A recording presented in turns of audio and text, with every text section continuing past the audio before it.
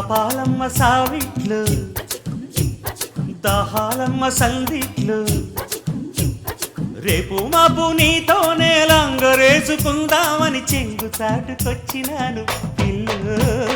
Mohapuram station లో Muddapuram bus ఎక్కి